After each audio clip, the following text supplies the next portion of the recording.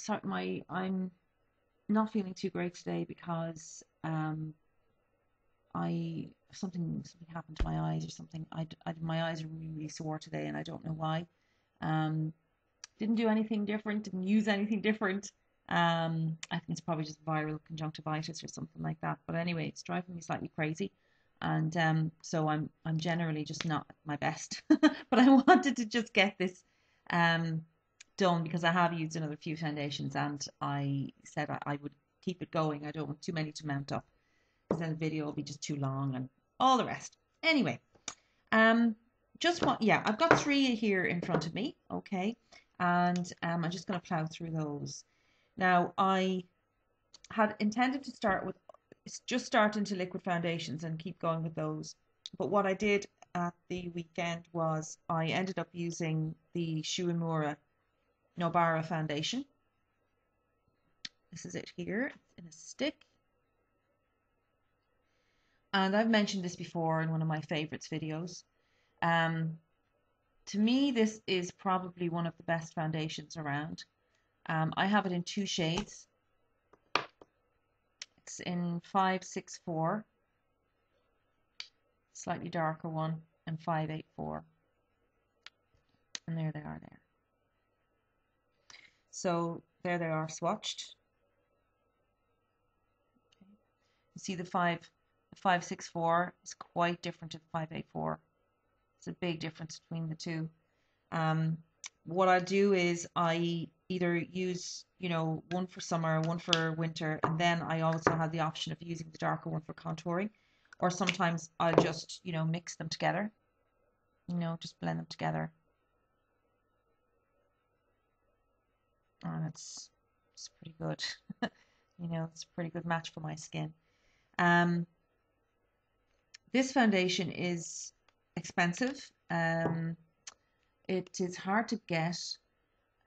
If you live in Ireland, certainly it's hard to get. Actually bought it from eBay, and my last video was about eBay and the pitfalls and advantages of it. I bought this from eBay from a seller in Taiwan, and it came to me, and I was very pleased to get it. It cost me about €35, €40, something like that. But you do get a lot of product, 11 grams, and it's like I've used this quite a bit, and there's still quite a lot left in the stick. Let me see, still quite a lot left. It's a gorgeous cream foundation which goes on quite matte, certainly no dewiness to it. Blends to the skin very well using your fingers or a sponge. It is quite good for coverage and also very buildable coverage. So you certainly could work this up to a medium to full coverage if you wanted to. I tend to just put over a light layer over the skin with the damp Beauty Blender sponge. And for me, it gives plenty of coverage with that. And then I might add a little bit extra on the cheeks, where the redness is. Even under the eyes, I've often not bothered with concealer and just gone under the eyes with another little bit of this. So it's very versatile. You can certainly get away with throwing that in your bag if you were going away, and that's your foundation and your concealer sorted out. So for that, it's wonderful. Would I powder over it? I would tend to powder over this very lightly, because it does dry quite matte, so you don't want to make it overly powdery looking. But I find that certainly it doesn't control the oil on my skin. So I would tend to get a little bit oily with this foundation, and I would need to blot or powder during the day when I'm wearing it. But it's worth it. It's worth it for the coverage and for the very, very natural finish that you get. It really melts into the skin very well. Doesn't highlight pores, doesn't seem to sink into any fine lines. So for that, I love it. So I would give this an 8 out of 10. It loses points for just, certainly does not have any oil reducing properties, let's say. But other than that, a wonderful foundation. So I heartily recommend it. If you're interested in trying it, I wouldn't discourage you. and when that goes, I will be replacing that. I love it. The other one then I want to mention, and I know I've gone on about Ellis Faas before, but I have used it, so I'm just going to mention it anyway as part of my review. The Ellis Faas Skin Veil foundations, which again I have in two shades. This is the S101 and the S102. Okay, so I'll just swatch it on this hand here. And there they are there. Now again, you see, they are a better match for my skin tone, generally. One for summer, one for winter, and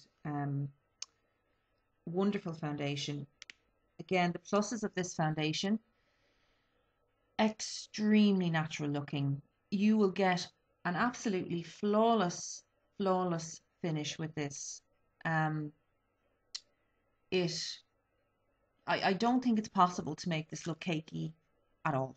And I would layer it on a bit to try and cover certain areas, because it is quite a light coverage foundation. It's light to medium. You certainly won't get heavy coverage with this, I think, no matter how much you put on. I don't think it would ever be full coverage.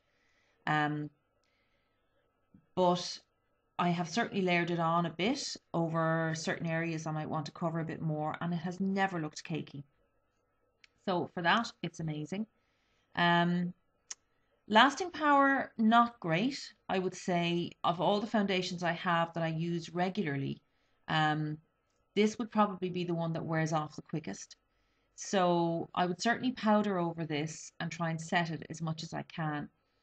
But it certainly does, to me, not have great lasting power. But it's handy to carry around. So, certainly touching it up during the day is no problem, because instead of a bottle or whatever, you have this guy here, and that's not going to leak in your bag or anything. So it's, it's easy to touch up with it. What else can I say about this? It certainly doesn't accentuate pores or fine lines. Definitely not. Did my skin get oily with it? It did a little, yes, I would say. It feels quite dewy on the skin. It does give a dewy finish. So it is going to give you that look. And it is definitely, for me, one of the ones that I would need to blot with during the day, for definite. But all that said, I would still give that an 8 out of 10, just for the actual finish it gives. As a foundation, it is wonderful, and I really love it. The only thing is that the packaging has failed me at times. The little refills that go into it have failed to work on occasion. So anyway, that's the Ellis Faas. Again, that's expensive. I think it's about €40 or something like that for a foundation with 2 refills. So pricey, but a really nice light to medium coverage foundation. The other one then I used, I then started in on the liquids. I wore the Georgio Armani on last Friday, I think. But I didn't get to wear it for the full day, because I ended up, my face got very wet, and so I decided, right, I'll cancel out that day and start again with it. So I've given this a whirl, and so far, I mean, this is a great liquid foundation. This is the Georgio Armani Luminous Silk Foundation in the shade 5. Okay, and I'll just show you. And there it is there. All right, and just blend it in. You can see it. Little yellow tinge to it. Oh, I think all the Armani foundations have a yellow base. I think, I could be wrong, but I think they have. This is really probably one of the better liquid foundations I've ever used, and I've used a lot. It gives really nice dewy coverage. It lasted quite well on my skin. Certainly by the night time, and I didn't touch it up at all. And when I went and cleaned my face, there was quite a lot of product still left to be cleared away by the Clarisonic. So it did last pretty well. I did set it with powder, because it does give quite a dewy, luminous finish. Um, little more than I would have normally gone for daytime wear. Now for evening time wear, I may not actually try and map that down at all because it is very, very nice.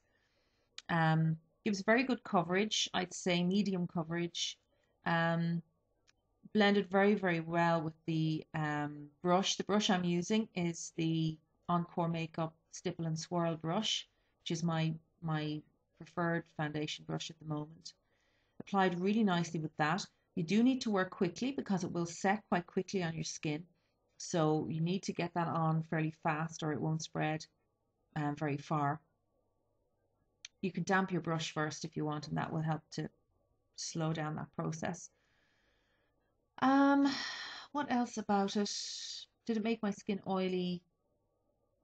I suppose it did a little. I'm not expecting any foundation to control my oil completely because I can't wear I can't wear oily skin formulations because my cheeks are too dry. So I tend to have to go for something a bit more moisturizing because of that. But the downside is then that the T-zone will get shiny during the day. So I'm just used to coping with that and it's no problem. It didn't do it unusually much or, it didn't cause a lot of oiliness or anything. So overall, I would give that foundation 9 out of 10 because it did have good lasting power. It did have very good covering power. It felt amazing on the skin and it enhanced my skin. It's what I would say about it. So that's that. So that's the Giorgio Armani Luminous Silk Foundation. So at the moment, that one seems to be in the lead, doesn't it? Um, okay, so that's it. I'm going to move on to another few liquid foundations. Today I'm wearing the Makeup Forever HD foundation, but I'm actually going to give it another try tomorrow. I'm not going to base it just on one day because my eyes are really irritated and my skin just generally feels kind of irritated today. So I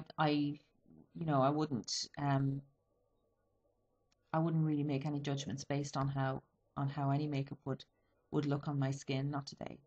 So I'll do it again and I will then do another review and report back to you on how I'm getting on. So that's it. Take care and I will see you soon. Slán and thanks for watching.